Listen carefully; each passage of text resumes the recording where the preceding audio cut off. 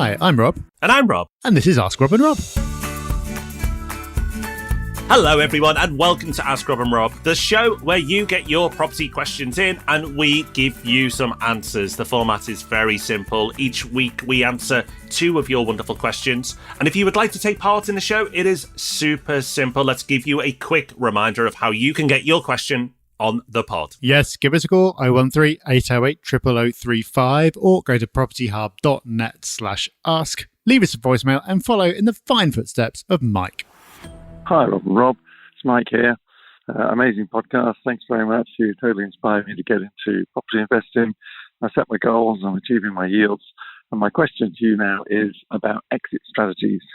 So my original strategy was to sell 1 or 2 properties, pay off their mortgages of the good ones, and then have an income into retirement.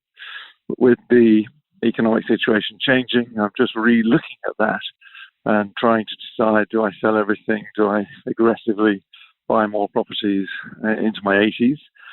My question is, what was your original exit strategies? And now that the economic situation is changing, have your exit strategies changed? And what are you guys going to do?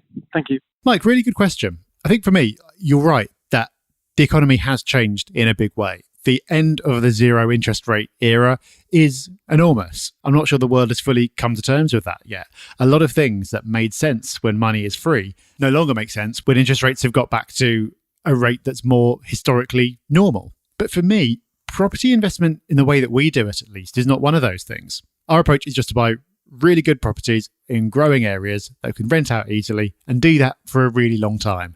That's worked for hundreds of years, and I don't see that stopping working anytime soon. So, of course, there'll be periods along the way when house prices are falling and when legislation makes things more difficult and you have to adapt. That's always going to happen. But for me, there's nothing that makes me want to change my strategy. That said, I'm talking about changing strategy. But when it comes to an exit strategy, I don't have one that is set in stone, and I never really have. Because I'm not in a position where I ever want to retire and stop working and have property income just paying for everything. Well, that might have to happen at some point, but I don't want it to, so I'm not in a rush. And I'm not scared of debt as a tool, so I'm not in a position where I must have all my portfolio paid off by this date. So I'm leaving it very flexible. You mentioned aggressively buying more properties into your 80s. I can't see myself doing that because I'm not really aggressively buying more properties now. I don't have ambitions to have an enormous portfolio, and I'll probably have even less appetite to do that by then. So I think, Mike, to answer your question, no, my exit strategy hasn't changed, but it's never been that well defined to start with. And I don't think that, in my case at least, that's a problem. Rob, I'd be interested to know if you've got a different perspective on this. No, unfortunately, Mike, my memory is terrible. So I may have had a very well-defined exit plan when I started, but it's that long ago now, which in some ways is a good thing and some ways is a bad thing, because I'm getting older, that I do not remember what my original exit plan was.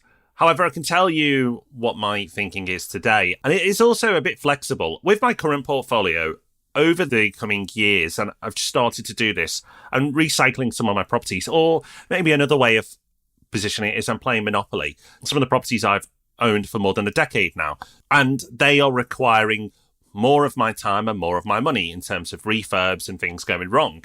So I am looking to move some of those properties on, and at the same time, buy more prestigious type properties. So that's why I'm playing Monopoly. I'm getting rid of the houses and turning them into hotels, albeit I'm not actually buying hotels. So my strategy isn't really to sell, but to consolidate in assets that are worth more over time. So I don't have the headaches of owning a massive individual portfolio. It is big enough in terms of individual units. So it's more about the value of the portfolio rather than the number of properties in the portfolio.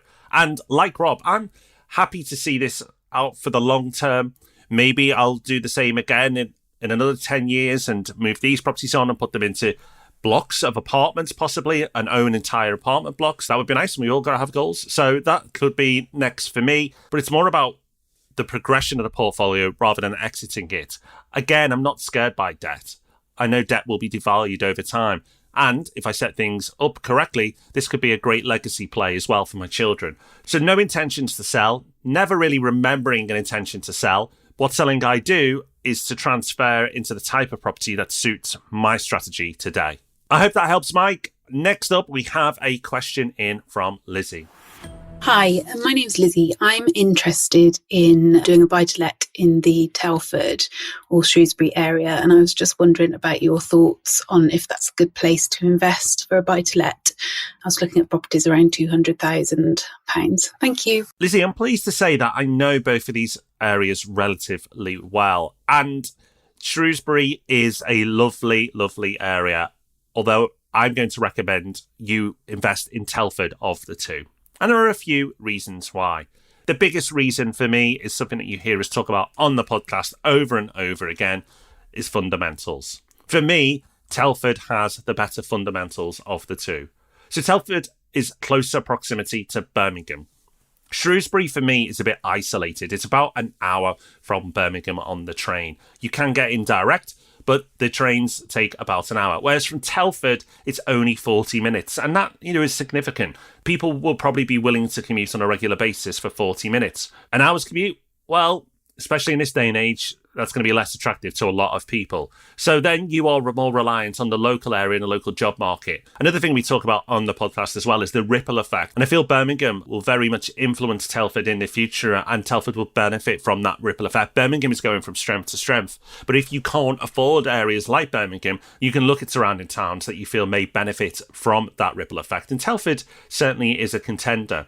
Now, a word of caution, the property prices are cheaper on average in Telford compared to Shrewsbury. I'm sure you know that, Lizzie, but this is just a general point for all listeners. And because of that, my strong recommendation would be to go for the better properties in Telford, in the better areas. And the reason for that is they're the areas that tend to do better for capital growth purposes over the long term. You may get a slight better yield for going something for a bit cheaper in Telford, but I would advise against that because the real wealth in property is made over the long term through the capital growth. So looking at a very high level view, my choice would be Telford, the better areas of Telford, for all the reasons that I've mentioned. So there you go. Questions answered for Lizzie and Mike. Hope you found something in there helpful, and you will definitely find something helpful by joining us again on Thursday for the Property Podcast. So we'll see you then. Bye-bye. Bye-bye.